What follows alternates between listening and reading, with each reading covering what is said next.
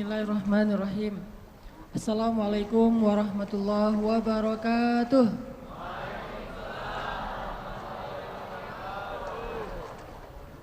Alhamdulillahirabbil alamin. Apa kabar anak-anak muda Tasik?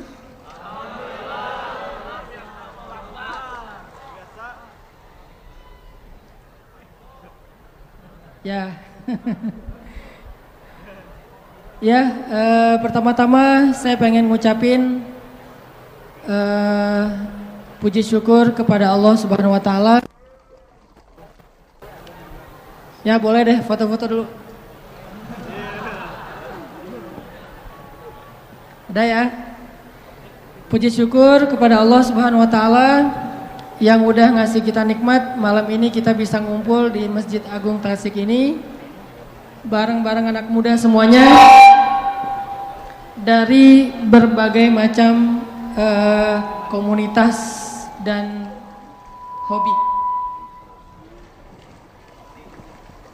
Mungkin di sini ada teman-teman dari anak-anak skate yang biasa main di Munsun, ada anak-anak BMX, ada anak-anak yang senang ke batu karas. Ketahuan kalau yang rajin ke batu karas biasanya agak-agak dop. Ada teman-teman anak motor dari pondok pesantren dan dari mall. Ada mall di sini? Yang rajin ke mall. Yang malam ini menghabiskan malam minggunya nggak di mall, walaupun itu salah satu hobi saya juga. Mungkin yang biasanya malam minggu nongkrong di Munsun sambil nyeket, walaupun saya juga senang lihat anak-anak skate main, walaupun nggak bisa. Yang malam minggunya biasanya dipakai untuk ngepoin Instagram mantan. Alhamdulillah malam ini kita dapat hidayah ya. Males ngepoin yang udah lalu. Nanti aja ngepoinnya setelah ini. Dapat hidayah bisa bareng-bareng duduk itikaf dari sejak ada yang dari subuh kayaknya. Maghrib, isya sampai subuh lagi insya Allah. Pasti kalau dari subuh ke subuh jomblo nih. Karena kalau udah nikah nggak mungkin dari subuh ke subuh. Jadi insya Allah masa-masa jomblo itu adalah masa-masa itikaf. Setuju? Jadi buat jomblo malam ini jangan pulang, di sini aja. Kalau pengen pulang harus jadian. Insya Allah yang di atas para bidadari surga sebetulnya udah menanti dari sekian tahun. Tinggal kita berani nggak nih untuk datang. Udah datang Ustaz tapi ditolak, datang lagi. Ditolak datang aja terus sampai dia capek nolak. Ini ngomong apa ya? Ya, makasih banget udah pada datang dan udah bisa ngumpul di masjid. Kita coba sesekali, kalau bisa sering kali mengisi waktu mingguan dengan nongkrong di masjid. Mudah-mudahan nanti di depan masjid juga banyak kopi-kopi gratis. Jadi sambil kita nongkrong, kita bisa ngopi, kita bisa chit-chat sama teman-teman kita tentang ayat, tentang hadis, tentang hal-hal yang insya Allah bisa nambah iman. Makasih banget, saya merasa bangga, merasa beruntung bisa ada di antara teman-teman semuanya. Yang jomblo tolong angkat tangan. Masya Allah. Sekali lagi ya di foto ya, angkat tangan yang jomblo. Masya Allah.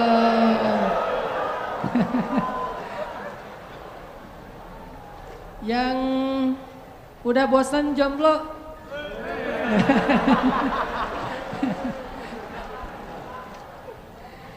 Yang di atas tinggal ngetek aja di bawah ya, yang mana tinggal difotoin ntar zoom in. Insya Allah mudah-mudahan didoain ya Allah kayak gini nih. Tapi jangan terlalu ke depan ya, di situ-situ aja. Ini insya Allah udah gak jomblo. Pamer. Teman-teman yang dirahmati Allah, malam ini saya pengen sharing beberapa kisah. Dan saya mah bukan ulama yang ilmunya dalam, jadi nggak akan bahas tentang fikih. Ada banyak kiai di Tasik yang luar biasa yang udah sering ngajarin kita tentang fikih, mana yang halal, mana yang haram dan seterusnya. Malam ini saya pengen sharing aja nih. Sharing kisah-kisah tentang orang yang dibela sama Allah. Kisah-kisah orang yang dibela sama Allah. Pernah nggak dibela sama Allah? Pernah nggak dibela sama mantan? Pas lagi reunian jalan nih, ketemuan sama teman-teman, ada dia di situ. Terus ada yang iseng sama kita atau ada yang baper sama kita, dia belain. Lu nggak usah gitu, dia nggak seburuk yang lo sangka. Pernah nggak dibela sama seseorang yang kita pernah sayang? Yang ada di tikung ya. Ini yang ngebelain kita tuh bukan manusia. Dibelain sama orang tua pasti. Dibelain sama guru kadang. Tergantung kita kan ya. Kalau kita baik ya dibelain. Dibelain sama teman, oke, itu karena emang satu komunitas, satu main, satu geng, oke lah. Tapi sekarang yang ngebelain kita Allah, pemilik alam semesta. Yang kalau Allah udah ngebelain kita, tiba-tiba kita jadi selebgram langit. Diposting sama Allah di Instagram langit. Ada tuh hadis postingan gimana Allah nge-mention kita di antara para malaikat. Gimana cara Allah nge-mention? Allah kalau cinta kepada seorang hamba, maka Allah akan bilang kepada malaikat Jibril, Jibril, aku cinta sama Fulan bin Fulan. Pakai @-nya. Underscore. Bukan yang akun fake ya, yang beneran. Aku cinta kepada @Fulan underscore bin Fulan. Maka cintailah dia. Akhirnya Jibril langsung nge-like, langsung nge-follow orang itu. Setelah Jibril nge-follow, dia akan nge-repost. Nge-repost berita dari postingan Allah tadi kepada malaikat-malaikat lain. Dia repost, dia bikin grup di Instagramnya atau grup di WA-nya, broadcast. Apa broadcastnya? Malaikat-malaikat, Allah cinta kepada @Fulan underscore bin Fulan. Aku juga mencintainya, maka cintailah dia. Tiba-tiba semua malaikat nge-following dia. Followersnya nambahnya, statistiknya tuh naik drastis. Yang tadinya cuma 1.000-2.000 sekarang 1,3 juta. Cie. Baru juga segitu. Di follow sama para malaikat. Kalau yang nge-follownya manusia, biasa. Yang luar biasa, yang follow itu adalah istri. Jadi nggak usah banyak-banyak, sampai 1,3 juta. Kalau nggak ada istri satu pun buat apa ya? Mending follower 1 istri. Instagram sepi, nggak ada postingan. Karena postingan semua rahasia. Ya. Kalau ada postingan yang masih bisa dipublish, berarti statusnya masih sendiri. Begitu berdua, semua jadi di-lock, nggak bisa masuk lagi karena sudah harus disensor. Nggak ngerti ya? Nikah dulu. Malaikat nge-following dia tuh, tiba-tiba jadi selebgram langit. Udah gitu malaikat juga semuanya pada nge-repost, masing-masing nge-repost kepada siapa? Kepada makhluk yang berada dalam tanggungan atau kerjaan malaikat. Malaikat di laut akan bilang kepada semua ikan, sesungguhnya Allah mencintai Fulan underscore bin Fulan. Jibril juga mencintainya, malaikat juga mencintainya, maka cintailah dia. Sehingga tiba-tiba seluruh hamba Allah Subhanahu wa ta'ala kecuali jin ataupun syaitan, semuanya akan nge-follow dia dan mendoakan dia dengan doa-doa yang baik. Bahasa sosmednya semuanya bakalan nge-like. Ini orang yang dibela sama Allah. Nah, pengen gak teman-teman jadi orang yang dibela sama Allah? Dibela sama teman kan kita merasa bahagia banget ya, oh ternyata dia bela gua gitu. Gimana yang ngebelanya? Allah. Ketika kita punya masalah sama seseorang, Allah yang akan ngedukung kita. Kata Allah, aku sama dia deh, gak sama kamu.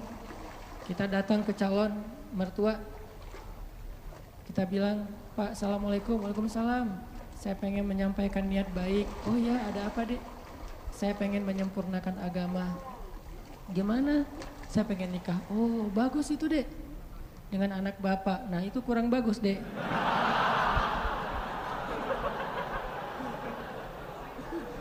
Ditolak nih mentah-mentah. Allah yang akan bela kita. Pulang, ya Allah, dia nolak saya. Engkau maha melihat, engkau maha mengetahui. Bolak-balikanlah hatinya. Malam mimpi. Mimpi mau jatuh ke dalam jurang, tiba-tiba ada tangan yang narik dia pas ngelihat wajah kita. Saya lagi senyum gitu. Masya Allah, berarti dia yang menyelamatkan saya nanti di akhirat. Pagi-pagi kepoin, mana nih anak yang kemarin datang, cari. Akhirnya calon mertua sendiri yang datang ngelamar kita, bayangin. Pernah nggak ngalamin kayak gitu? Sama, saya juga belum. Bisa nggak kayak gitu tuh? Ternyata ada orang yang kayak gitu. Allah yang menikahkan dia, bukan mertuanya. Dan mertuanya masih bingung, tapi Allah sudah mantap. Siapa yang kayak gitu? Ali dengan Fatimah. Sebelum Nabi menikahkan Ali dengan Fatimah, Allah sudah menikahkan Ali dengan Fatimah di langit. Itu kata Nabi. Wahai Ali, berbahagialah sebelum aku nikahkan engkau, sesungguhnya Allah dan Allah sudah menikahkan kamu dan Fatimah di langit. Jadi walaupun calon mertua masih bilang enggak, Allah udah bilang iya. Akhirnya enggak ada yang bisa bilang mengatakan tidak. Kun fayakun. Apa yang Allah kehendaki pasti akan terjadi. Enggak mungkin meleset. Kalau kita baca cerita gimana Ali sama Fatimah, nih sharing cerita pertama. Ali itu sebetulnya ada hati sama Fatimah. Udah lama nih dikecengin nih Fatimah. Dari sejak kecil udah bareng kan, main bareng, petak umpet bareng, pokoknya masak-masakan bareng. Kalau anak kecil zaman dulu kan main jadi apa, suami istri, bapak ibu gitu ya, naik motor-motoran berdua, padahal adik kakak atau sepupuan. Fatimah sama Ali itu sepupuan, dari kecil juga Ali udah ngecengin Fatimah. Cuman kan Ali orang yang terhormat. Setelah dia balik, Fatimah udah balik, udah nggak mau lagi ngeliat-liat. Kalau waktu kecil biasalah anak kecil juga main, Fatimah, Ali gitu. Akhirnya pas udah usia remaja, Ali mulai makin yakin, makin tertarik sama Fatimah. Cuman gak pede. Siapalah saya, kata Ali. Cuman anak orang miskin yang numpang tinggal di rumah Fatimah. Kan Ali dari kecil tinggalnya di rumah Fatimah, di rumah Khadijah. Sedangkan Khadijah orang kaya. Soalnya Abu Thalib itu miskin, anaknya banyak. Saking banyaknya gak sanggup ngurus, yang paling kecil dikasih kepada Rasul dan Khadijah, disuruh rawat. Siapalah saya, kata Ali. Saya cuma numpang di rumah Fatimah, gak selevel lah. Jadi saya gak mau berandai-andai, walaupun hati gak bisa bohong kan. Pengen sih, tapi gak berani difikirkan. Saya gak berani berandai-andai. Kata teman-teman yang segeng sama Ali tuh, yang suka main sama Ali, udah Ali coba dulu, siapa tahu berhasil. Kan kalau kita belum coba belum tahu. Udahlah gak usah bahas yang kayak gitu lagi, jadi baper kalau bahasa kita mah ya. Lagi mikir Fatimah pengen datang, lagi nabung, lagi usaha gitu biar bisa bayar mahar. Tiba-tiba dapat berita yang bikin hati langsung kayak, yang bikin Ali langsung patah hati gitu. Baper berat. Apa beritanya? Abu Bakar datang melamar Fatimah. Ini berat nih saingannya. Abu Bakar. Udah Isya? Nah, insya Allah nanti kita lanjutkan cerita ini setelah sholat Isya. Kita Isya dulu deh. Barakallah. Bismillahirrahmanirrahim. Teman-teman, tadi kita sampai di mana? Oh, pernikahan antara Ali sama Fatimah. Judul kajian kita malam ini, orang-orang yang dibela sama Allah. Kisah orang-orang yang dibela sama Allah. Dan kita pengen belajar gimana caranya kita bisa jadi salah satu di antara orang itu. Yang kalau kita lagi punya masalah sama teman, dibela. Yang kalau kita ditolak, Allah yang membela. Bentuk pembelaan Allah, tiba-tiba Allah membolak-balikan hati orang itu. Dan buat Allah membolak-balikan hati, itu lebih ringan dari kita membolak-balikan telapak tangan. Ada yang susah bolak-balik telapak tangan? Susah gak ada kan ya? Gampang banget kan?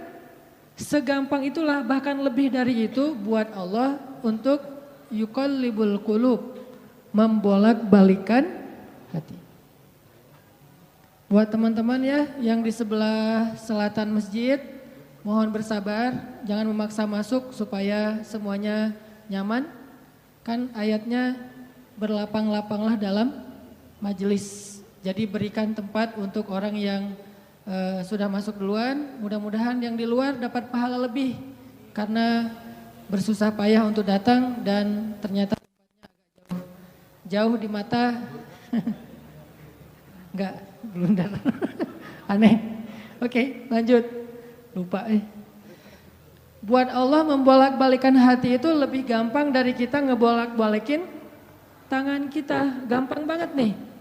Jadi nggak ada yang di mata Allah atau dalam persepsi Allah ada hati yang kayaknya nih susah banget nih dibolak-balik. Jadi kamu mending nggak usah ke situ lagi deh. Saya juga kewalahan ngebolak-balik hati dia. Enggak, mudah. Terus kenapa ada yang dibiarkan, ada yang dibalikan hatinya? Karena ada yang pantas, ada yang tidak pantas. Jika kita sudah punya kepantasan, Allah akan balikan hati kita kepada kebaikan. Allahumma habib ilainal iman wa zayyinhu fi qulubina. Wa karrih ilainal kufra wal fusuqa wal isyan waj'alna minar rasyidin. Hafal doa itu? Nanti cari di YouTube lah ya. Ya Allah, jadikan kami cinta kepada amal soleh dan jadikan rasa cinta itu indah di dalam hati kami. Jadikan kami benci kepada dosa dan jadikan kami termasuk orang-orang yang mendapat petunjuk. Allah bolak-balikan. Gitu juga dengan hati calon mertua. Gimana pun dia ngeblok, nggak boleh masuk lah, gerbangnya digembok segala macam. Cuma gerbang. Mau 1000 lapis gerbang, kalau hatinya dibalikin, hilang semuanya tuh. Gampang banget kan? Buktinya malam ini nih. Allah membolak-balikan hati kita. Yang tadinya punya macam-macam rencana pada malam minggu, akhirnya Allah balikan hatinya, udah ke Masjid Agung aja deh. Bukan karena saya, bukan karena pemuda hijrah, bukan karena teman-teman panitia, tapi karena Allah mengikat hati kita, mengarahkan hati kita untuk bisa datang ke masjid. Sehingga ribuan anak muda tiba-tiba memakmurkan dan meramaikan majelis ilmu. Kalau di ribuan orang aja bisa Allah bolak-balikan hatinya, apalagi cuma satu orang. Ya, ada berapa ribu sekarang? 15.000? Lebih nih Masjid Agung ini daya tampungnya berapa? 10.000 ya? Sampai keluar. Berarti sekitar 20.000. Ini benar-benar sesuai dengan yang dulu banget saya harapin 2 tahun yang lalu bisa ngalahin Tomorrowland. Minimal DWP lah ya. Bisa ngalahin DWP atau kalau bisa Tomorrowland. Saya pernah kemarin tuh acara taklim di Pekanbaru, An-Nur, yang datang sekitar 25.000 anak muda di depan masjid penuh. Malam yang sama ada acara juga di mall, tapi acaranya sepi, yang taklimnya ramai. Masya Allah, habis itu baru ke mall. Tetap aja sama-sama ramai. Intinya teman-teman mudah buat Allah, sama kayak Allah membolak-balikan hati Nabi Muhammad, mertuanya Ali bin Abi Thalib. Padahal udah yang datang itu kurang keren apa coba? Abu Bakar. Secara fisik terkenal Abu Bakar itu orangnya putih, nggak terlalu gemuk, jadi badannya tuh bagus. Terus orangnya dermawan, akhlaknya paling mulia dan nggak pernah syirik sejak zaman jahiliyah. Di antara sahabat Nabi yang nggak pernah melakukan dosa syirik sejak zaman jahiliyah, Ali dan Abu Bakar. Malah Abu Bakar tuh waktu kecil pernah diajak sama ayahnya untuk nyembah patung. Begitu ayahnya selesai ibadah nyembah patung pergi, itu patung diludahin sama Abu Bakar. Dilemparin kotoran sama Abu Bakar. Apa sih lo patung doang masa disembahin? Kalau lo bisa balas gua, coba lo balas, dilemparin. Ternyata gak balas. Dari kecil juga Abu Bakar itu udah gak pernah syirik. Orang yang sangat terjaga, hanif. Dan julukannya juga sama dengan julukan Nabi Ibrahim, Siddiq. Wadhkur fil kitab Ibrahim innahu kana siddiqan nabiyya. Ibrahim Siddiq, Abu Bakar Siddiq, sama nih. Bahkan Nabi sering membandingkan Abu Bakar sama Ibrahim.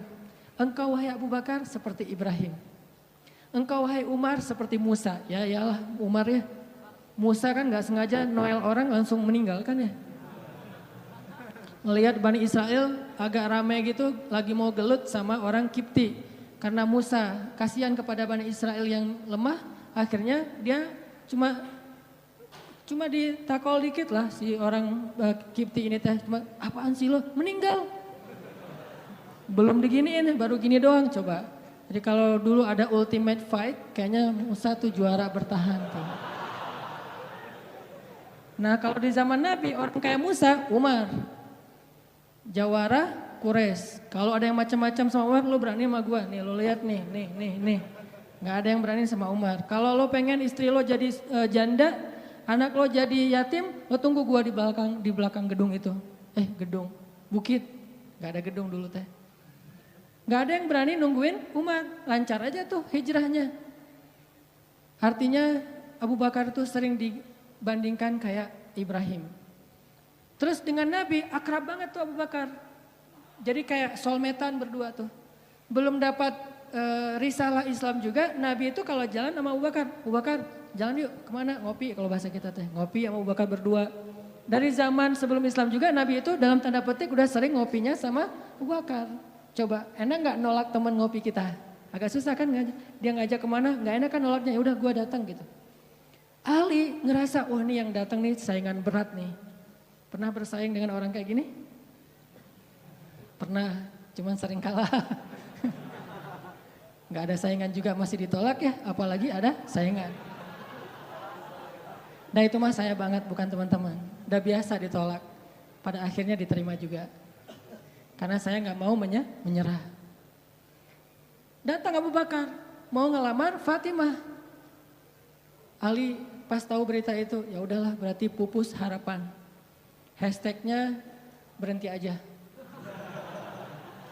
Udah gak bisa ngapa-ngapain. Tidak lama kemudian setelah Abu Bakar lama di rumah Nabi terus pulang, Ali merhatiin wajah Abu Bakar, nih wajah diterima atau wajah ditolak nih. Ternyata dapat kabar Abu Bakar ditolak sama Nabi. Yes, kata Ali. Abu Bakar ditolak sama Nabi. Cuman sisi lain, Ali makin gak pede. Kalau Abu Bakar aja ditolak, siapa saya? Bahkan lebih ditolak lagi. Jangan-jangan belum sampai di pintu juga, udah Ali pulang aja deh. Abu Bakar aja ditolak. Yang kurang apa coba? Akhlak luar biasa, agama terbaik. Bahkan umat Islam paling baik imannya tuh. Dan amal solehnya Abu Bakar, gak ada tandingan lah. Mau ngelihat surganya di akhirat, orang kaya di dunia dan kaya di akhirat tuh Abu Bakar tuh. Ada orang yang di dunia miskin, di akhirat kaya. Di akhirat miskin, di dunia kaya. Kalau Abu Bakar, dunia akhirat kaya. Surganya Abu Bakar tuh dikelilingin sama Jibril. Jadi Jibril lagi pengen ngukur surganya Abu Bakar, terbang setahun. Udah setahun terbang, itu baru di pinggirnya surga Abu Bakar. Belum sampai ke tengah. Padahal Jibril itu kecepatannya lebih tinggi daripada kecepatan cahaya. Bayangin, udah setahun perjalanan cahaya baru di pinggir surganya Abu Bakar. Belum juga masuk, belum sampai ke alun-alunnya surga Abu Bakar. Baru juga perbatasan coba. Kurang apa Abu Bakar? Ditolak sama Nabi. Duh, makin gak pede, kata Ali. Cuma gak pakai, bukan orang Sunda soalnya. Gak lama kemudian datang lagi. Cowok keren, jawara Mekah, Umar datang. Assalamualaikum. Suaranya agak-agak gitulah. Walaupun susah nirunya, cempreng soalnya. Assalamualaikum, waalaikumsalam kata Nabi datang. Pas diintip sama Ali, tanya-tanya ke teman-temannya, ada berita apa nih trending topik. Ternyata trending topik di Twitter, Umar melamar Fatimah. Wah rame lagi viral di mana-mana. Makin, saingannya berat-berat gini gak ada yang di bawah saya gitu yang datang, biar saya agak-agak pede gitu. Ternyata Umar pulang juga ditolak lagi sama Nabi. Ali yes tapi tuh gimana ya kalau Umar aja ditolak yang paling kuat bisa menjaga Fatimah banget kan. Kalau ada apa-apa Fatimah tenang aja ada gua. Naik motor berdua sama Umar gitu kan zaman kita mah ya. Sengaja gak bawa jas hujan. Kalau udah hujan buka baju kasih ke ceweknya. Gak pakai baju memotoran. Cowok banget lah itu mah ya. Pulang-pulang sampai ke rumah minum antangin.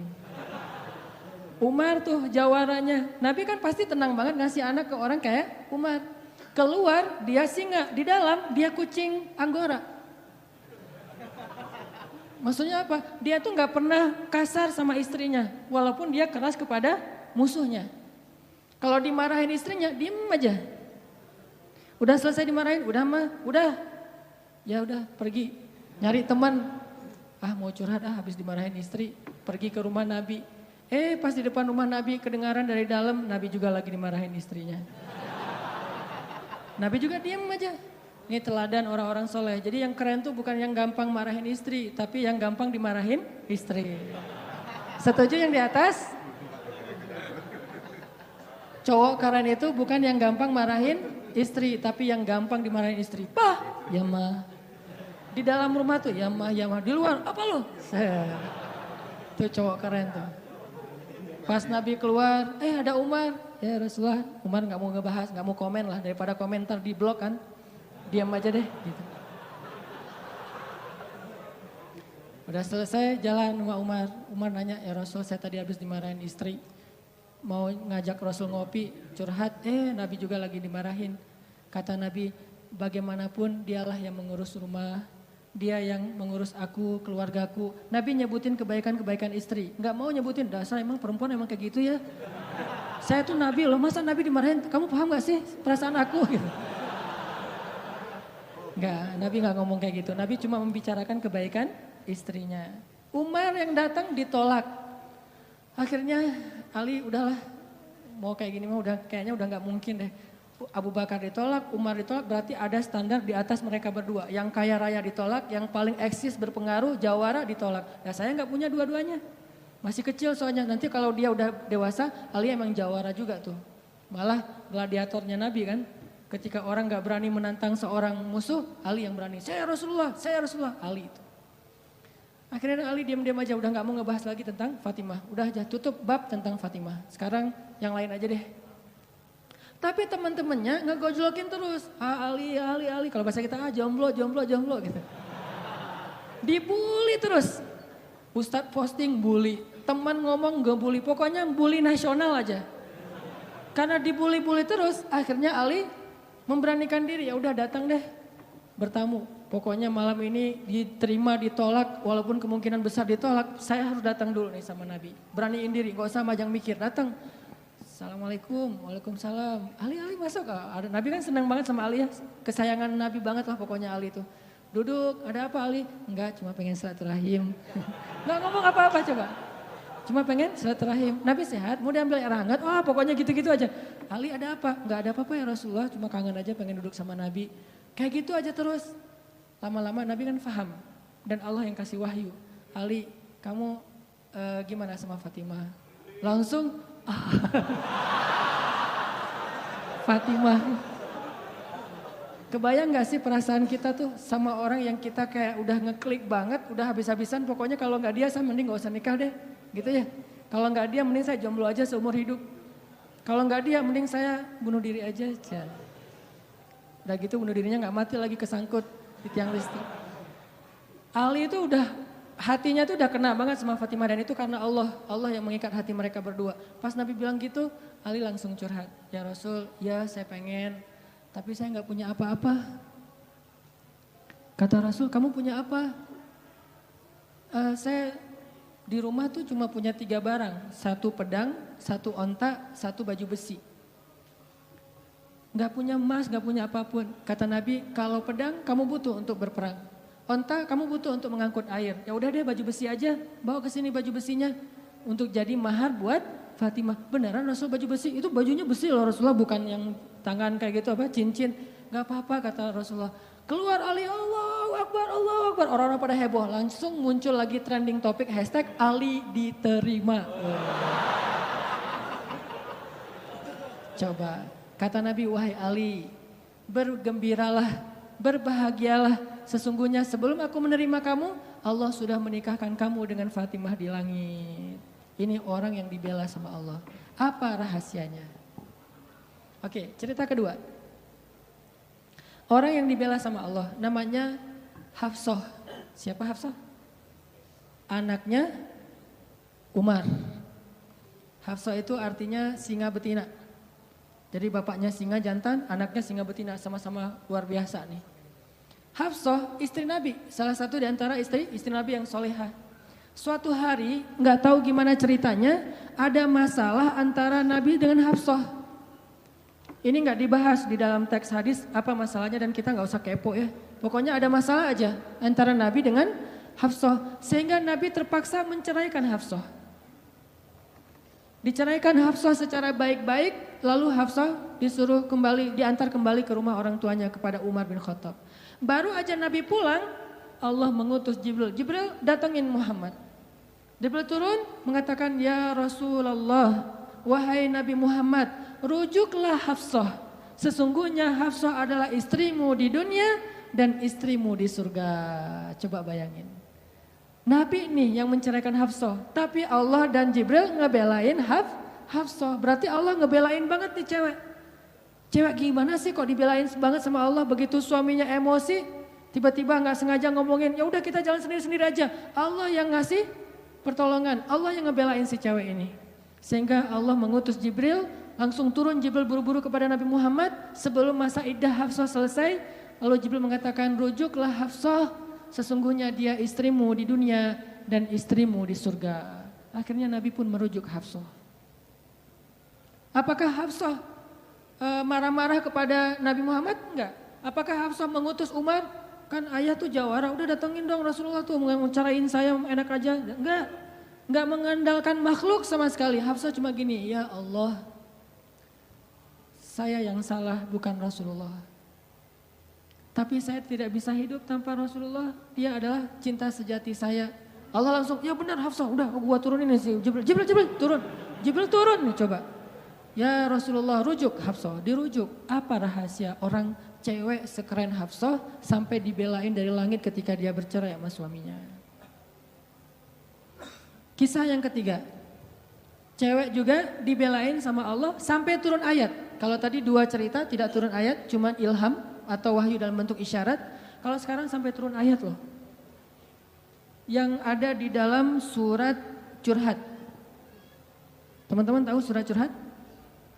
Surat Al-Mujadalah. Kan terjemahan dari Mujadalah curhat kan ya? Jadi kalau kita pengen lihat curhat itu juga ada di dalam Al-Quran. Bahkan jadi nama surat Curhat. Al-Mujadalah atau Al-Mujadilah. Siapa yang dikisahkan di dalam surat itu? Coba teman-teman buka surat Al-Mujadalah, surat 58 ayat 1. Yang punya aplikasi Al-Quran di handphonenya, coba buka surat 58 ayat 1, Al-Mujadalah. Kita lihat nih, gimana Allah ngebelain seorang cewek yang disebut di dalam ayat itu. Saya bacain ya. A'udzu billahi minasy syaithanir rajim. Yuk bareng-bareng.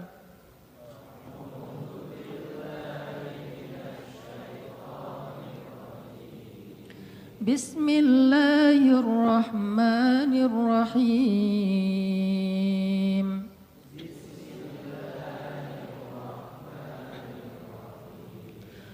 قد سمع الله قول التي تجادلك في زوجها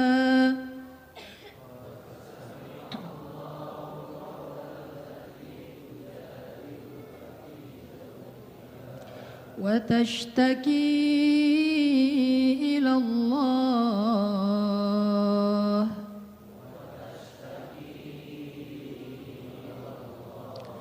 والله يسمع تحاوركما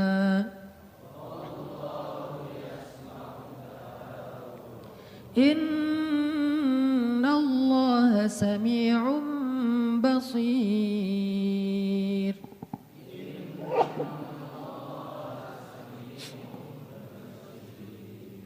Sungguh Allah telah mendengar ucapan seorang perempuan yang meminta nasihatmu tentang suaminya.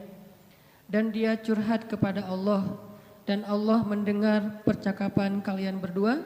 Sesungguhnya Allah maha mendengar, lagi maha melihat. Siapa cewek ini?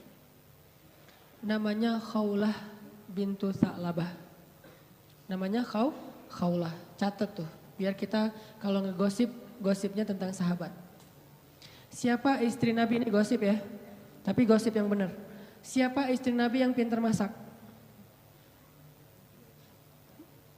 Jarang dengar kan? Istri Nabi yang pintar masak namanya Zainab. Ummu Salamah. Istri Nabi yang pintar masak namanya Ummu Salamah. Kalau di zaman kita mah jadi Ummu Salamah Cake, punya brand. Pokoknya kalau Ummu Salamah udah masak, Nabi itu senang banget. Masakan kesukaan Nabi itu dimasakin sama Ummu Salamah. Nah sekarang kita ngebahas cewek lain nih yang dibela sama Allah pas dia lagi ada masalah dengan suaminya, namanya Khawlah bintu Sa'labah. Apa yang terjadi? Khawlah tuh diuji dengan punya suami pemarah. Orangnya tuh gampang bete, gampang marah-marah. Pokoknya kalau udah jalan sama suaminya, di jalan dia marah-marah aja. Sama supir angkot marah, sama motor marah, marah aja kerjaannya. Dasarnya orang gak bisa nyetir, dasarnya angkot, dasar. Kerjaannya marah-marah. Dan kalau istrinya salah dikit, dimarahin sama suaminya. Sampai suatu saat, saking suaminya ini udah marah dan emosi banget, suaminya pun menzihar Khawlah. Apa menzihar? Menzihar itu menyebutkan istri seolah-olah jadi ibu sehingga dia menjadi haram buat suaminya, kayak ditalak 3 gitu. Kamu buat saya seperti ibu saya, berarti udah nggak bisa lagi jadi suami istri, udah jadi kayak ayah, ibu dan anak. Itu tradisi Arab jahiliyah. Nah gara-gara dia dizihar sama suaminya, dia kan bingung. Terus kalau saya udah digituin, apakah saya masih boleh serumah sama suami saya? Masih boleh tidur bareng dengan suami saya? Kan bingung nih. Minta nasihat dan fatwa kepada kiainya. Waktu itu adalah Rasulullah SAW. Datang nih Khawlah ke Nabi dalam wajah yang sedih. Baru dizihar, ditalak 3 sama suaminya, dia datang, ya Rasulullah. Apa hukum seorang suami yang mengatakan kepada istrinya, engkau bagiku seperti punggung ibuku. Artinya udah gak halal lagi. Nabi mengatakan kalau gitu engkau wahai Khawlah sudah cerai dengan suamimu. Udah gak bisa lagi bareng. Bersabar wahai Khawlah.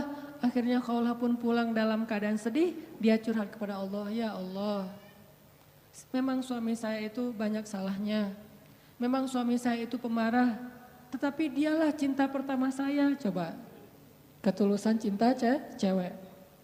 Dialah cinta pertama saya dan dia gimana bisa hidup, siapa yang akan ngerawat dia kalau dia menceraikan saya, selama ini yang ngerawat dia cuma saya, ya Allah bagaimana ini, watashtaki ilallah.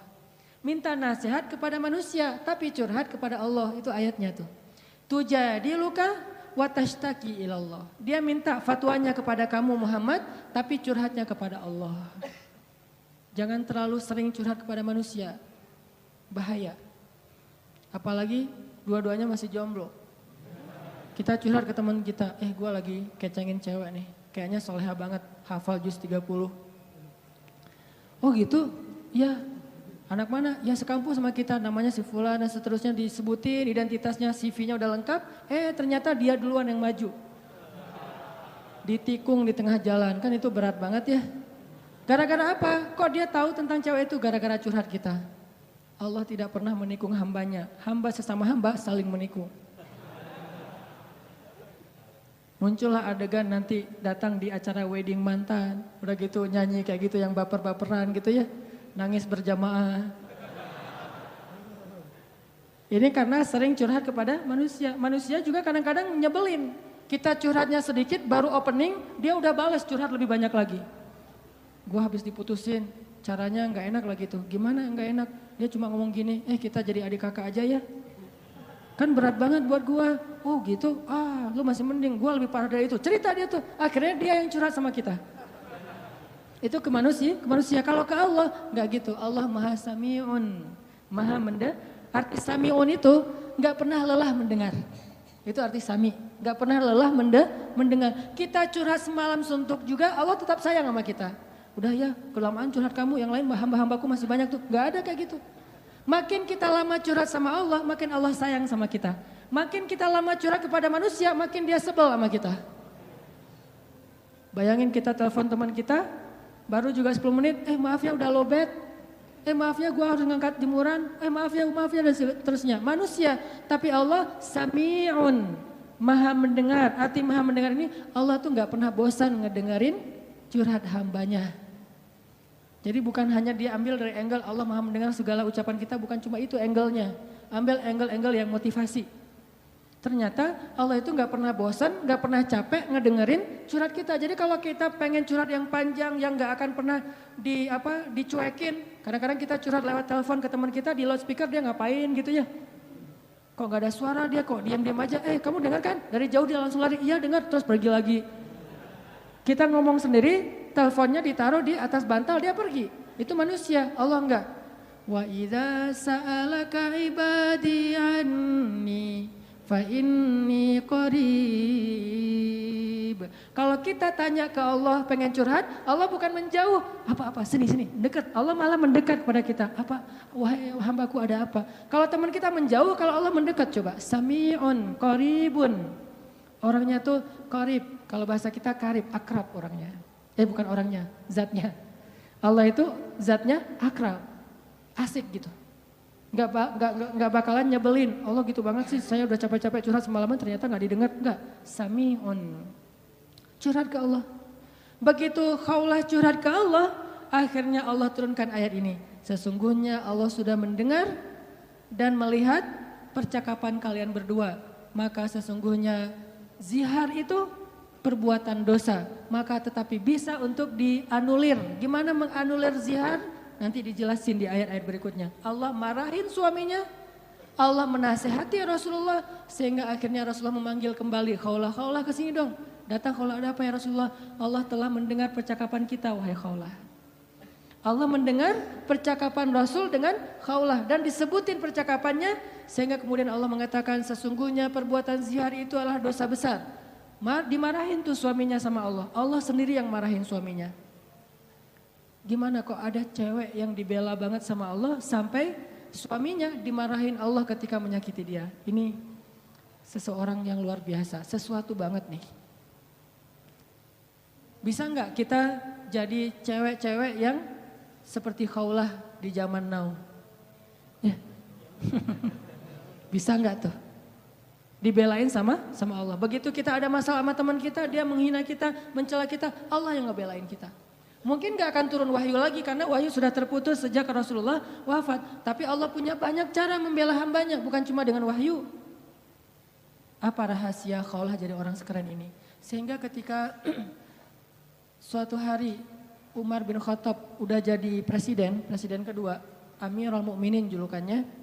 Umar pernah lagi kayak belusukan, lagi jarambah gitu, masuk ke gang-gang. Tiba-tiba ketemu Khawlah. Dan waktu itu Khawlah udah jadi nenek-nenek, udah agak senior nih. Lihat Umar lewat, diberhentiin sama Khawlah. Tunggu dulu. Bayangin, presiden diberhentiin sama nenek-nenek. Ini presiden luar biasa ya. Mobilnya dengan segala pas pampresnya diberhentiin sama dan pakai pas pampres karena banyak yang pengen bunuh Umar kan. Akhirnya terpaksa pakai pengawal. Diberhentiin sama Khawlah, tunggu dulu, berhenti. Umar turun dari ontanya, kemudian Khawlah mengatakan, ya Umar, coba digini-giniin sama Khawlah. Nenek-nenek giniin presiden. Ya Umar, dulu itu kamu itu cuma anak kecil ingusan yang kami panggil Umair. Umar itu artinya Umar kecil. Kayak Sam jadi Semi, anak kecil jadi. Umar jadi Umair, pakai Y. Mungkin orang barat juga nyontohnya dari bahasa Arab. Pakai Y jadi kecil. Ataki, kalau jadi Y, Ataki kecil. Umar, Umair. Umar, dulu tuh kamu cuma anak ingusan yang kami panggil Umair. Artinya lo mah junior, saya yang senior. Itu maksudnya. Terus tiba-tiba Allah memberi kamu tubuh yang gagah, kekuatan yang luar biasa sehingga kami memanggil kamu dengan Umar. Lalu Allah memberikan kamu hidayah sehingga kami memanggil kamu Al-Faruq. Lalu Allah memberikan kepada kamu amanah sehingga menjadi pemimpin sehingga kami memanggil kamu Amirul Mukminin. Ketahuilah wahai Umar, sesungguhnya kamu bukan siapa-siapa tanpa Allah Subhanahu wa taala. Dinasihatin nih presiden sama nenek ini. Pengawalnya presiden agak tersinggung. Udah ya nenek, minggir, presiden mau lewat gitu. Kata Umar, biarkan dia wahai pengawal. Kalian tahu gak siapa dia? Emangnya siapa? Pengawalnya kayaknya nih anak-anak baru hijrah gitu, belum kenal gitu. Gak tahu siapa Khawlah. Jadi bukan orang-orang yang udah Islam dari awal. Gak tahu cerita Khawlah. Kalian tahu gak siapa dia? Siapa ya Amirul Mukminin? Dialah orang yang karenanya turun surat Al-Mujadalah atau Al-Mujadilah. Allah saja ngebela dia dari langit. Siapa kalian yang pengen mengusir dia? Akhirnya semuanya pada cium tangan Khawlah. Kalau dalam bahasa kita mah. Akhirnya baru Umar, ya udah, ada lagi nek? Gak ada, udah pergi aja. Ya udah, pergi. Coba, siapa orang yang seperti Khawlah dibela sama Allah, diistimewakan sama Allah, sampai akhirnya orang-orang sekelas Umar pun gak berani macam-macam sama Khawlah. Apa rahasianya? Ini khawlah. Cerita yang lain, orang yang dibela sama Allah Subhanahu wa taala itu Aisyah, istri Nabi SAW, yang dijuluki dengan dua panggilan Aisyah. Yang satu panggilannya Humaira. Apa arti Humaira? Kalau lagi malu wajahnya merah. Pernah ngeliat cewek wajahnya merah? Pakai gitu ya. Kalau Aisyah itu bukan karena dia make upan, memang wajahnya merah kalau lagi malu. Kalau Nabi muji-muji Aisyah, malu merah. Malu pakai ngomong. Itu mah saya. Aisyah Humaira, wajahnya kemerah-merahan. Saking putihnya Aisyah, Abu Bakar itu kan orangnya putih, makanya anaknya juga kenapa dipanggil Abu Bakar? Padahal bukan nama aslinya, itu Aka lah ya, S non S gitu. Aka Abu Bakar. Kenapa dipanggil Abu Bakar? Abu Bakar itu artinya bapak yang punya anak perawan yang cantik-cantik. Aisyah, Asma, itu cantik-cantik semua tuh. Makanya bapaknya dipanggil Abu Bakar. Kita kalau punya, kita yang belum nikah, yang udah nikah, kalau punya anak cewek 2 orang, maka dia bisa dipanggil Abu Bakar. Walaupun namanya bisa aja Asep, bisa aja siapa gitu, tapi bisa dipanggil Abu Bakar. Kenapa? Punya anak perawan, cantik, soleha. Humaira. Nama lainnya, Nabi juga senang manggil Aisyah itu dengan panggilan Aish. Disingkat Aisyah jadi Aish. Dalam bahasa Sunda jadi Eis. Itu benar. Pasti orang Sunda manggil Eis itu asal muasalnya dari panggilan Aisyah. Karena kita nggak bisa susah ngucapin A, dari Ais jadi Eis. Berarti orang Sunda juga ada hubungannya dengan para ulama. Eis. Jadi yang manggil istrinya walaupun nama istrinya mungkin siapa gitu ya, manggil aja Eis. Kok Eis sih? Aisyah gitu, Aish. Panggilan sayang Nabi nih. Saking cantiknya Aisyah, banyak yang sebetulnya baper ketika Nabi nikah sama Aisyah. Patah hati cowok-cowok Madinah. Wah, apaan sih Nabi nikah sama Aisyah? Ramai aja tuh. Ketika Nabi nikah sama Aisyah. Suatu hari Nabi itu lagi jalan, lagi touring gitu sama sahabat-sahabat. Bahasa dulu mah berangkat berjihad ya. Cuman sebutlah touring. Karena Nabi sambil berjihad juga, sambil touring, sambil main. Nah Nabi itu kan kalau berangkat touring bawa istri ya. Jadi kalau yang berangkat touring gak bawa istri kurang ikut sunnah menurut saya. Touring memotoran bawa istri. Tadi jangan bawa jas hujan. Biar kalau hujan mah. Weh gak pakai baju. Nah Nabi lagi touring nih dengan para sahabat sekitar 1000 motor lah ya. Bermerek onta. Jalan touring sama para sahabat di tengah jalan mampir di rest area. Kan panjang nih perjalanannya, ada rest area ini kayaknya rest areanya bagus, masjidnya gede gitu ya, ada KFC segala macam lah bisa makan di situ, ada tempat ngopi. Mampir tuh di rest area, pas lagi mampir di rest area, Aisyah kan dia naik kendaraan yang tertutup. Onta di atasnya ada kayak tandu gitu ditutup, khusus buat cewek biar gak kepanasan. Kalau yang cowoknya naik onta yang terbuka. Kalau bahasa kita sekarang tuh mobil lah ya, Aisyah naik mobil, suaminya naik motor. Yang nyetir siapa ya? Dan cara nih ada gimmick dikit tapi penting ya. Bekal buat teman-teman nanti kalau udah nikah. Nabi itu romantis banget loh sama istrinya. Kalau lagi touring gitu, istrinya pengen naik ke atas onta, maka Nabi akan jadikan lututnya sebagai tangga buat istrinya naik ke atas onta. Kan onta tuh tinggi tuh, udah duduk juga masih jangkung tinggi gitu kan. Maka Nabi akan jongkok, Aisyah.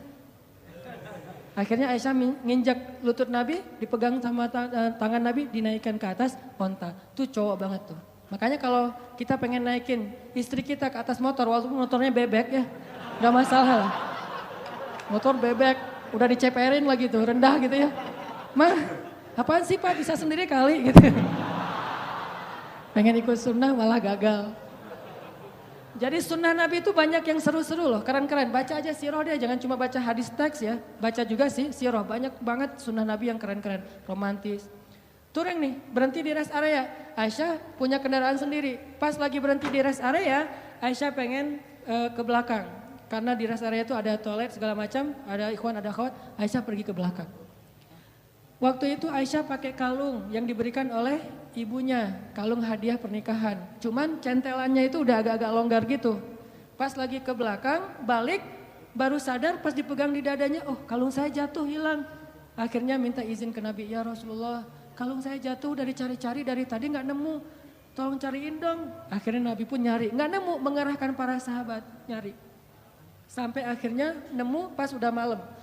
Berhentinya sore, waktu asar sampai sunset, sampai udah malam, akhirnya mereka baru nemu tuh kalung. Karena udah kemalaman, Nabi pun memutuskan ya udah kita bermalam di sini deh, nggak usah ngelanjutin perjalanan, berhentilah sahabat di situ. Karena rest areanya nggak terlalu besar dan airnya sedikit, akhirnya pas waktu subuh mereka tidak cukup air, nggak bisa berwudu untuk sholat subuh. Mulailah muncul desas-desus, mulai muncul lagi tweet di antara para sahabat. Ada yang pertama nge-tweet akhirnya pada repost, jadilah viral. Apa tweetnya? Ini gara-gara Aisyah nih. Kita nggak bisa sholat subuh, nggak punya air gara-gara Aisyah. Hashtag gara-gara Aisyah, sebar. Wah pada sebel sama Aisyah, ini gara-gara Aisyah. Benar ya gara-gara Aisyah sih, masalah kalung aja kok rame sih, lama-lama amat dan seterusnya. Kalung mah bisa beli lagi nanti di Madinah, rame aja di antara sahabat. Gara-gara mereka rame, turunlah ayat tentang tayamum. Itulah cerita di balik ayat tayamum di surat Al-Maidah. Kalau kalian gak menemukan air, maka berwudulah dengan cara tayamum dengan debu-debu yang bersih. Diajarin sama Allah tekniknya, tutorial tayamum. Itu jelas tutorialnya di satu ayat. Setelah ayat itu turun, sahabat-sahabat mulai tweet yang baru. Gara-gara Aisyah tapi keren, mulai pakai jempol emotikonnya. Tadi gara-gara Aisyah emotikonnya cemberut, sekarang gara-gara Aisyah jempol emotikon tersenyum. Gara-gara Aisyah akhirnya kita punya keringanan fikih dalam berwudu yaitu tayamum. Berkah Aisyah. Paginya Aisyah, wah rame aja. Asal lewat Aisyah gitu. Pada respect gitu kan sama Aisyah gara-gara dia turun ayat. Jalan lagi nih, kan touringnya jauh banget tuh, lintas Pulau Jawa kan ya, jauh banget lah pokoknya. Jalan lagi, ada rest area, berhenti lagi. Aisyah lagi seperti biasanya, semua orang pasti ke belakang. Aisyah ke belakang, datang, jatuh lagi tuh kalung. Ini cara takdir Allah nih. Jatuh lagi kalung, waktu itu Aisyah udah gak enak mau ngasih tahu Nabi. Daripada ntar viral lagi kan ya, jadi trending topik. Ya udah deh gua cari sendiri aja. Lagi nyari-nyari di belakang, nyari-nyari kalung yang jatuh. Nabi memutuskan ayo kita lanjutkan perjalanan. Sehingga para sahabat pun memberdirikan onta itu dan jalan. Nah tadi Aisyah kan masuknya di atas tanduk. Waktu itu sahabat yang mengangkat tanduk nggak sadar kalau di dalamnya Aisyah udah nggak ada. Kenapa? Itu menunjukkan bahwa Aisyah itu kurus. Itu komen ulama di hadis tersebut. Makanya kalau baca hadis jangan cuma baca teksnya, baca komennya juga. Biar lebih jelas gitu. Oh ternyata kata ulama Aisyah itu kurus. Kenapa bisa kurus? Dia rajin zumba. Zumbanya Aisyah ngepel di rumah, beres-beres rumah itu zumbanya Aisyah. Jadi keringatan terus sehingga badannya tuh bagus. Gak pernah lebih dari 55 kilo. Kalau ada di atas 55 kilo berarti gak ikut sunnah. Ya. Buat cewek ya, buat cewek. Aisyah tuh masih kurus, jadi dia ada di dalam tandu gak ada, sama aja gak terlalu ngaruh. Karena berat tandu lebih berat daripada Aisyah. Begitu diangkat oleh para sahabat, gak sadar kalau Aisyah udah gak ada di dalam tandu. Jalanlah Nabi. Yuk berangkat semuanya pada jalan. Kalau di tol kan gak bisa balik arah tuh, udah jalan-jalan aja, ketinggalan di rest area. Nah Aisyah lagi nyari-nyari, pas dia dapat, senang alhamdulillah udah dapat nih. Balik ke tempat Nabi tadi berhenti, ternyata pasukan Islam atau rombongan touring udah pada pergi. Ketinggalanlah Aisyah dari rombongan touringnya. Karena tertinggal, Aisyah pun berpikir nanti kalau Nabi sadar pasti Nabi akan jemput lagi nih. Ya udah saya tunggu aja. Sambil nunggu Aisyah pun duduk di sebuah batu bersandar. Karena nunggunya lama bersandar di batu lama-lama ketiduran. Tertidur di sebuah batu gitu. Nabi kalau ngelakuin touring biasanya menempatkan seorang sahabat sebagai penyisir jalan di belakang. Takutnya ada barang yang ketinggalan, orang ketinggalan kayak gitu. Namanya Sofwan bin Mu'attal. Sofwan ini jomblo terkeren di Madinah. Anak Madinah yang keren, masih jomblo pula. Dan biasanya cewek-cewek kalau Sofwan lewat, Sofwan gitu. Sofwan tuh terkenal lah, paling keren. Kalau di Mekah yang keren kayak Sofwan itu Mus'ab bin Umair. Yang parfumnya gak ada duanya di Mekah, cuma ada satu. Sehingga kalau Mus'ab lewat di sebuah gang, cewek-cewek langsung sadar, Mus'ab baru lewat loh, kenapa? Gua cium harumnya parfum Mus'ab. Kalau Mus'ab nyuci pakaiannya, maka orang berlomba-lomba pengen ngambil pakaian itu untuk cuci bareng dengan pakaian dia supaya parfumnya pindah. Saking kerennya parfum, memang parfum gimana? Harga 100 milinya, 100 mili itu yang kecil, 20 juta. Karena saya pernah pas lagi umroh nyari-nyari parfum kayak gitu tuh di Bin Daud, di Hilton, di depan Masjidil Haram. Pas saya masuk, ditanya sama yang penjaganya, dari mana? Indonesia. Udah gak usah masuk deh. Kenapa? Indonesia bakhil katanya. Kalau Malaysia boleh masuk, kalau Indonesia nggak boleh. Ini penghinaan nih kata saya nih. Masa orang Malaysia boleh masuk? Soalnya orang Malaysia kalau masuk beli. Kalau kita cuma window shopping gitu kan. Udah pergi. Saya tanya, karena saya bisa bahasa Arab capruk. Anak uhibbu supermil lah pokoknya ya. Capruk aja, banyakin ain aja pokoknya biar Arab gitu ya. Akhirnya dia nggak ngerti, udah masuk aja lah. Karena nggak ngerti ya daripada rame. Masuk ngelihat parfum 1 milinya 100 mili yang kecil gitu. Harganya 20 juta. Pas saya lihat langsung jantungan. 20 juta berarti sekali pakai 100 ribu. Dijual sekali 100 ribu, 2 kali 200 ribu. Sehari 500 ribu pakai parfum doang. Itu Mus'ab bin Umair. Sofwan gitu juga tuh. Anak Madinah yang bisa dibilang cowok kece-nya Madinah lah. Lagi nyisir, pas sampai di rest area ngelihat ada cewek lagi tidur di atas batu, bukan tidur lebih tepatnya bersandar di batu ketiduran. Pas Sofwan mendekat ngelihat wajahnya ternyata itu Aisyah, langsung Sofwan berta'awuz, a'udzubillahi minasyaitonirrajim. Terus Sofwan mengatakan taraju, innalillah wa inna ilaihi rajiun. Taraju yang di Tasik Garut itu dari bahasa Arab. Taraju. Apa arti taraju? Innalillah wa inna ilaihi rajiun. Taraju artinya mengucapkan innalillah. Langsung Sofwan, innalillah wa inna ilaihi rajiun, berpaling. Coba bayangin, solehnya Sofwan. Kalau kita kan alhamdulillah. Kebaliknya. Kalau Sofwan innalillah, nih cowok keren tuh kayak gitu tuh. Innalillah. Kalau Maryam ngelihat Jibril, kan Maryam pernah lagi sendirian tuh di mihrab, lagi berzikir. Tiba-tiba datang cowok keren namanya Gabriel. Jibril itu kan kalau turun ke bumi berwujud basyaron sawiyya, laki-laki yang sempurna. Pas Maryam ngelihat cowok keren gitu, apa kata Maryam? A'udzubillah. Bukan Masya Allah, bukan. A'udzubillah. Jadi cewek-cewek nih kalau ngelihat postingan ada cowok yang keren, a'udzubillah. Yang mana ya tadi? A'udzubillah aja, jangan dilihat.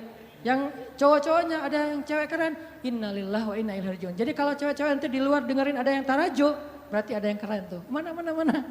Innalillah wa inna ilaihi rajiun. Karena ucapan tarajunya keras, akhirnya Aisyah kaget dan bangun. Pas Aisyah bangun langsung Aisyah nunduk gitu karena malu kepada Sofwan. Sofwan gak banyak nanya, Aisyah ngapain sendiri di sini, lagi nungguin saya ya? Enggak. Nih solehnya sahabat ya, biar kita bisa ngebandingin sama kita. Enggak nanya Aisyah lagi ngapain di sini, Aisyah kenapa duduk di situ, Aisyah enggak. Begitu udah selesai taraju, Aisyah bangun, Sofwan langsung mengambil ontanya, didudukkan di dekat Aisyah, terus Sofwan menjauh dan membelakangi. Untuk apa? Biar Aisyah naik ke atas onta dan Sofwan gak ngelihat gimana cara si cewek itu naik. Kalau udah nikah romantis banget, kalau belum nikah terjaga banget. Tuh benar-benar orang-orang yang luar biasa.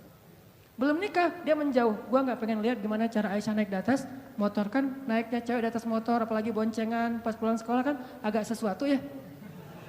Bahaya kan? Nah Sofwan gak mau ngelihat itu. Cara cewek naik, walaupun Aisyah itu sangat terjaga auratnya, tapi masih Sofwan menjaga hatinya. Gak mau lihat ngelihat ke sana, tapi di sebelah sana ada cermin, jadi bisa tembus ke belakang. Gak ngelihat. Kalau di mall kan suka gitu ya, buang muka gitu ke arah cermin, biasa bisa ngelihat dari sebelah sana. Bukan pengalaman ya. Pernah. Nah, akhirnya Sofwan menjauh, membelakangi Aisyah. Dalam durasi kira-kira si cewek ini udah selesai naik ke atas unta. Begitu udah selesai, Sofwan datang ngambil tali kekang unta dan ditarik. Untanya berdiri jalan. Sofwan jalan kaki di depan, Aisyah naik di atas unta. Itu cara paling bagus boncengan. Jadi jangan dibonceng gitu. Apalagi ini ojek-ojek online ya. Kalau yang ordernya cewek, Neng, naik Neng. Kita mah gak usah naik ke atas motor, di samping aja dorongin motor. Kenapa Mang kok gitu caranya? Sofwan. Sofwan itu siapa? Gak pernah ikut talim ya. Makin sombong ya, makin ria. Sofwan narik tuh tali kekang onta, Aisyah di belakang. Gak pernah sekalipun Sofwan menoleh ke belakang. Aisyah butuh sesuatu? Enggak. Atau mungkin bisa miss call kalau ada apa-apa. Ini nomor saya, modus. Gak ada sama sekali. Aisyah gak diajak ngobrol, Aisyah kenapa tinggal sendiri dan segala macam. Enggak sama sekali, diam sepanjang perjalanan sampai di Madinah. Nabi sampai di Madinah gak sadar kalau Aisyahnya ketinggalan. Karena Nabi gak langsung pulang. Biasanya nyambut tamu dulu, ada urusan negara lah.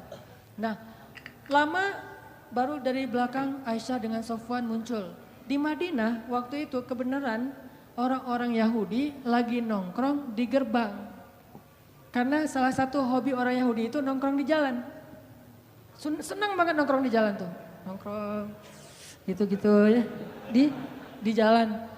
Nah pas lagi orang Yahudi nongkrong di jalan, tiba-tiba dari kejauhan datanglah Aisyah dengan Sofwan berdua. Tapi satu di atas onta, satu lagi narik tali kekang onta. Orang Yahudi tadi lagi nongkrong nih, lagi ngobrol.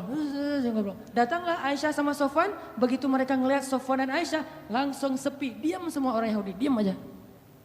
Diam, tuh ada yang lewat. Diam, pas sudah lewat, gue bener ngelihatnya tadi gak bermimpi nih. Enggak, gue juga ngeliat yang sama. Bener kan Aisyah, bener. Mulai gosip muncul. Judulnya masih aman nih, Aisyah dan Sofwan pulang berdua. Judul standar lah ya, mainstream. Judulnya Aisyah dan Sofwan pulang berdua, benar nggak? Benar, tapi orang persepsinya apa? Selingkuh kan? Ada affair nih antara Aisyah dengan Sofwan. Judulnya nggak bisa dihujat. Saya tuntut kamu pencemaran nama baik, nggak bisa. Orang judulnya benar. Aisyah dan Sofwan pulang berdua. Atau nanti dikembangin lagi, Aisyah dan Sofwan ada apa? Tanda tanya. Bisa aja kayak gitu. Ada apa dengan AADA gitu. Ada apa dengan Aisyah. Nah gara-gara orang Yahudi nyebarin tweet, hashtag, postingan kayak gini, mulai viral di antara kaum muslimin. Ada apa dengan Aisyah? Aisyah selingkuh, Aisyah dan Sofwan ada sesuatu. Ramelah fitnah di antara kaum muslimin tentang Sofwan dan Aisyah. Sampai akhirnya fitnah ini terdengar kepada Rasul. Nabi juga sempat hampir ragu sama Aisyah. Saking semua orang ngebicarain itu. Lo udah dengar berita belum? Apa? Aisyah sama Sofwan ternyata kemarin pulang berdua ada sesuatu tuh. Oh gitu? Kan suka gurih ya omongan-omongan kayak gini nih. Bisa ditambah-tambahin, pecinnya ditambahin. Jadilah pecinnya banyak. Makin banyak pecin, makin sedap. Makin susah untuk berhenti kan? Nah gitulah gosip. Akhirnya viral, jadi trending topik di Madinah, Aisyah dan Sofwan ada affair. Sampai ada seorang sahabat, kalau nggak salah namanya Abu Ayyub, pulang ke rumah. Nanya ke istrinya, Mah udah dengar berita yang lagi trending topik belum? Udah Pak, Mama juga baru buka Instagram, kata istrinya. Mama punya Instagram kok Bapak gak di follow? Bahaya. Aisyah sama Sofwan katanya di fitnah ada sesuatu. Gimana menurut Mama? Kata Abu Ayyub. Nih jawaban istrinya nih jadi panduan buat kita kalau dengar gosip. Apa kata istrinya? Ya Abu Ayyub, gimana pendapat engkau jika ada yang mengatakan engkau selingkuh dengan seorang perempuan? Kata Abu Ayyub, ya gak mungkin lah. Papa mau selingkuh, kan udah cukup dengan Mama. Mama kan segalanya buat Papa, udah gak ada lagi, gak akan terbuka lagi lah hati Papa buat cewek yang lain mah. Udah gitu-gitu. Benar Pak, benar. Sesungguhnya Sofwan itu lebih soleh daripada Papa. Kalau Papa gak mungkin selingkuh, maka Sofwan juga gak mungkin. Oh gitu, ya deh. Ditanya lagi sama istri Abu Ayyub, Pak, ya Abu Ayyub, gimana menurut engkau jika ada yang mengatakan Mama selingkuh? Kata Abu Ayyub, nauzubillah gak mungkin. Papa percaya banget sama Mama. Mama itu kan cewek yang paling setia, yang menjaga diri dan segala macam. Kata istrinya, sesungguhnya Aisyah lebih soleha daripada Mama. Kalau Mama aja gak mungkin selingkuh, apalagi Aisyah. Coba, gampang kan menyelesaikan masalah kayak gini? Ada isu, sesungguhnya dia lebih soleh daripada kita. Kalau kita aja gak mungkin, pasti dia lebih gak mungkin lagi. Begitu caranya, husnuzon. Tapi di luar, berita itu tetap berkembang. Sampai akhirnya Nabi datang ke rumah Aisyah. Bertanya kepada Aisyah, ya Aisyah, pasti kamu sudah mendengar berita tentang ini. Gimana menurut kamu wahai Aisyah? Kata Aisyah, kalau saya bilang berita itu bohong, mungkin Nabi nggak percaya sama saya. Padahal itu bohong. Kalau saya bilang itu benar, tapi Allah Maha tahu bahwa itu tidak benar. Maka saya tidak akan membela diri. Wallahul musta'an. Saya akan curhat hanya kepada Allah saja. Allah yang Maha menolong. Masuk ke kamar. Aisyah kecewa gitu sama Nabi. Karena Nabi dianggap nggak ngebelain Aisyah. Nabi juga bingung. Benar nggak? Emang kayak gitu. Saking parahnya berita ini. Nabi juga bingung nih. Hampir aja Nabi menceraikan Aisyah. Saking luar biasanya fitnah. Nggak lama kemudian Nabi dalam keadaan sedang sedih, rasa perasaannya itu lagi kacau banget. Turun surat An-Nur ngebelain Aisyah. Sesungguhnya orang-orang yang menyebarkan berita bohong itu adalah bagian dari umat Islam sendiri. Ternyata yang menyebarkan itu bukan orang Yahudi. Orang Yahudi cuma munculin tweet pertama orang Yahudi, tapi yang bikin dia viral orang Islam.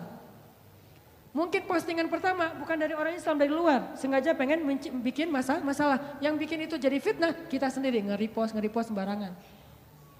Mungkin gak ada masalah sebetulnya, kita aja yang membentur-benturkan. Sesungguhnya yang membawa berita bohong itu adalah orang Islam sendiri. Maka katakan kepada mereka, jika kalian tidak bertobat sesungguhnya itu zalim yang paling besar. Janganlah kalian meringankan ucapan kalian, meremehkan. Sesungguhnya di sisi Allah itu dosa besar dan seterusnya. Satu halaman penuh ayat turun untuk ngebelain Aisyah. Bayangin, satu halaman di surat An-Nur. Khusus tentang Aisyah. Akhirnya Nabi pas dapat ayat ini ngumpulin para sahabat. Ayo ngumpul. Nabi pun membacakan ayat itu. Para sahabat bertakbir. Allahu Akbar. Ternyata sudah turun tabayyun dari langit bukan dari bumi. Klarifikasinya yang membersihkan nama baik Aisyah dan Sofwan. Allah Subhanahu wa ta'ala. Langsung dari Allah. Sehingga akhirnya Nabi pun datang ke rumah Aisyah, nyari, ya Abu Bakar, sudah turun ayat. Mana Aisyah?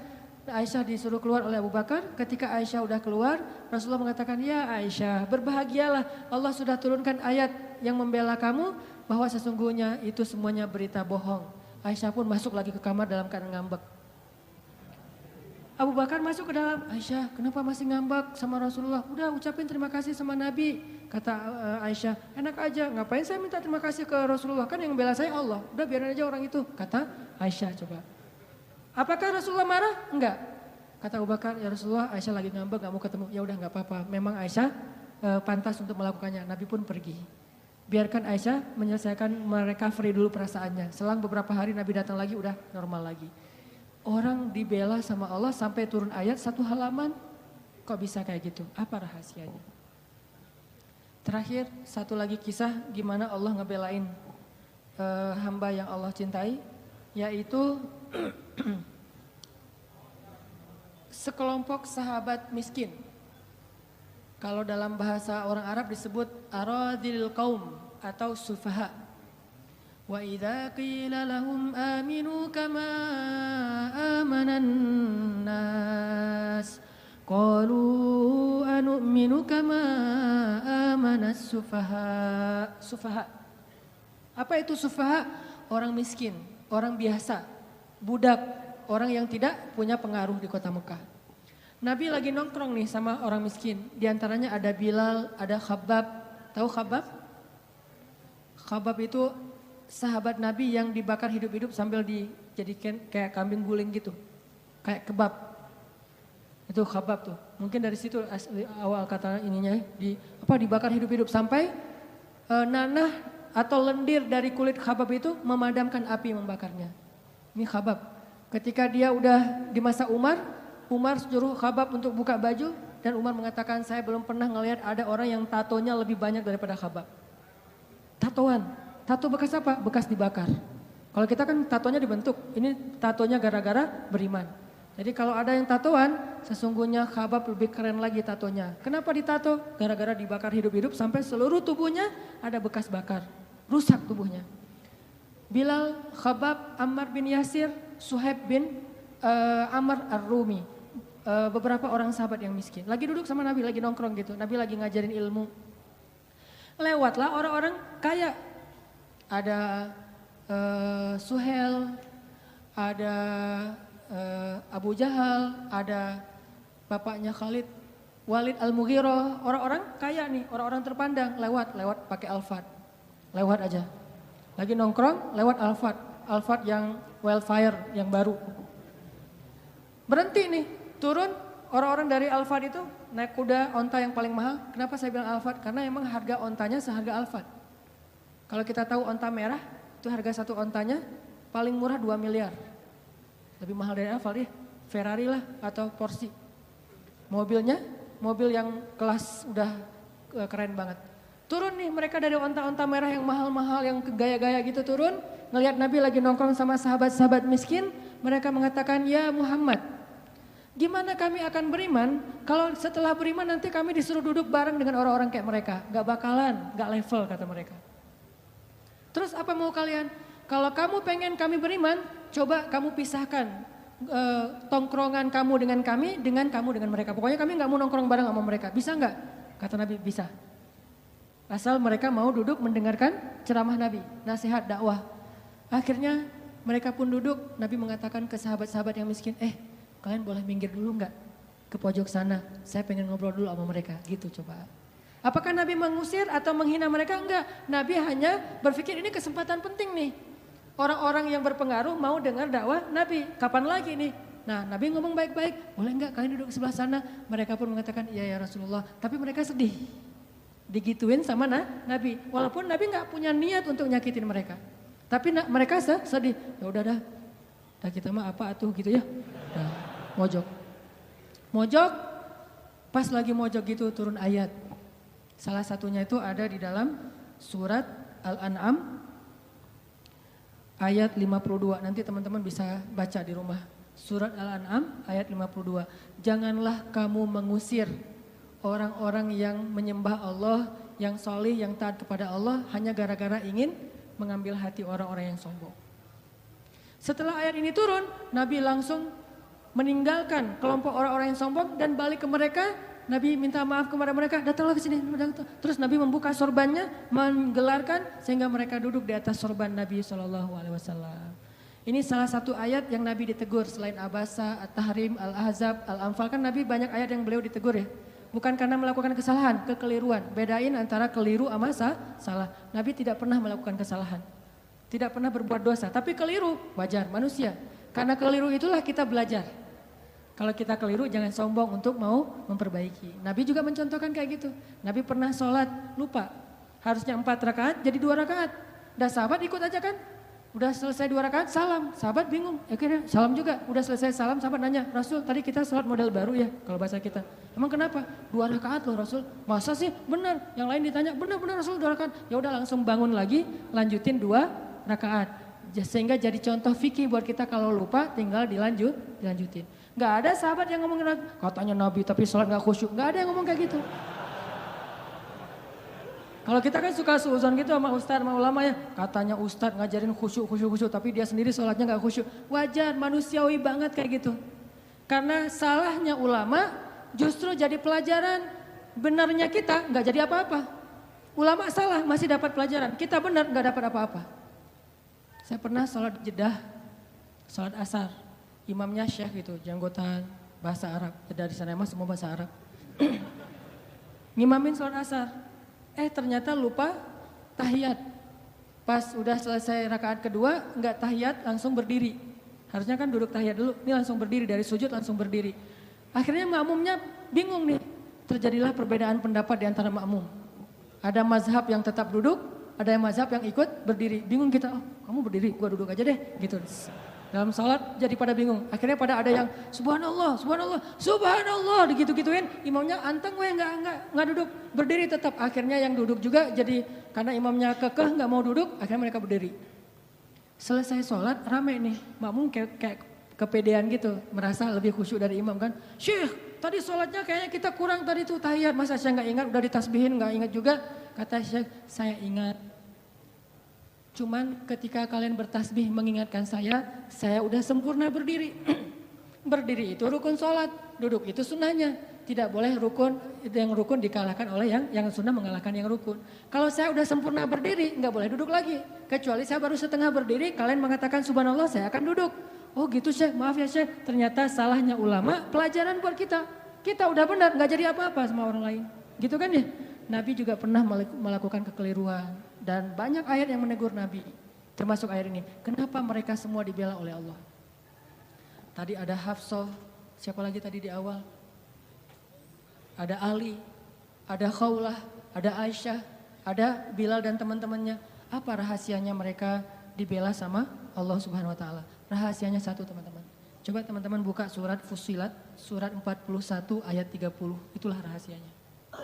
Surat Fussilat, surat 41 ayat 30. Nih, kita baca ya dikit lagi. Surat Fussilat, surat 41 ayat 30.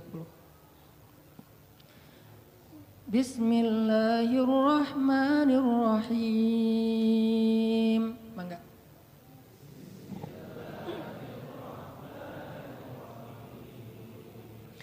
Innal ladzina qalu rabbuna Allahu tsumma istaqamu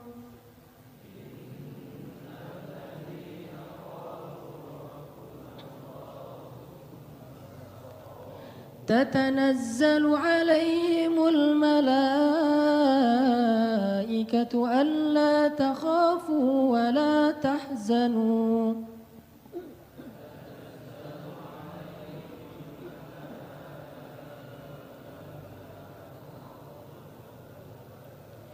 وأبشروا بالجنة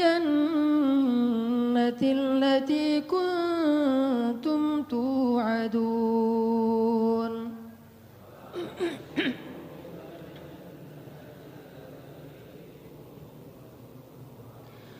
نحن أولياؤكم في الحياة الدنيا وفي الآخرة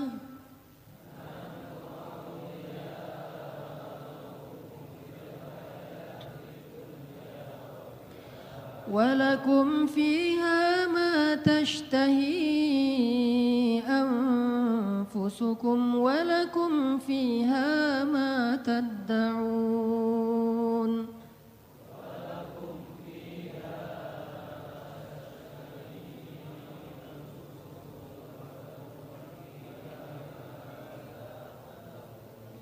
Sesungguhnya orang-orang yang berkata Rob kami adalah Allah, kemudian mereka berkomitmen istiqomah, maka turunlah kepada mereka malaikat-malaikat secara berbondong-bondong dan mengatakan janganlah kalian takut, janganlah kalian khawatir, bergembiralah dengan surga yang telah dipersiapkan untuk kalian semua.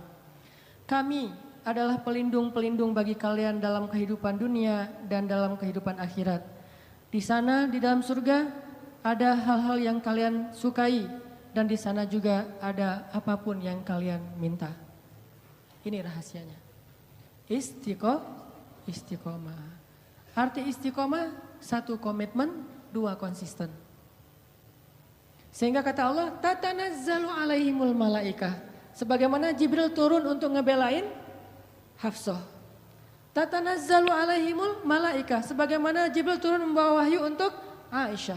2 kali, 1 ayat tayamum, 2 ayat untuk membela fitnah terhadap Aisyah. Tatanazzalu alaihimul malaikah. Nahnu awliyaukum. Kami yang akan ngebelain kalian, yang akan ngelindungin kalian. Siapa kami? Allah Subhanahu wa taala yang kemudian menyuruh para malaikat untuk ikut serta membela dan melindungi orang-orang yang Allah bela. Siapa mereka? Orang yang istiqomah. Makanya terus aja on the track, jangan sampai kita melenceng. Kalau terlanjur melenceng langsung balik lagi. Melenceng langsung balik lagi, cara baliknya dengan taubah dan istighfar, hijrah. Kalau kita istiqomah, nanti suatu saat setelah istiqomah kita diakui oleh Allah, disahkan, Allah udah ridho, oh ternyata benar kamu istiqomah, maka Allah Subhanahu wa taala yang akan membela kita, bukan manusia. Allah sendiri yang bakal ngebelain kita. Mudah-mudahan kisah-kisah tadi bisa jadi booster buat hati kita agar lebih istiqomah, lebih komitmen dengan agama Allah. Jangan kecewain Allah, maka Allah gak bakalan ngecewain kita. Jangan tinggalkan Allah, maka Allah gak bakalan ninggalin kita. Jangan cuekin Allah, maka Allah juga gak akan nyuekin kita. Aku tergantung prasangka hambaku kepadaku. Barakallahu li walakum. Wassalamualaikum warahmatullahi wabarakatuh.